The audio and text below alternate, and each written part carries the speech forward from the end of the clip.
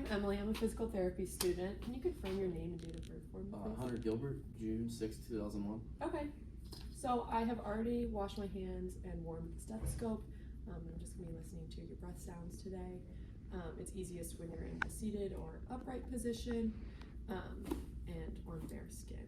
And so I'm going to place the stethoscope on you, and then when I do that, just breathe in and out through your mouth.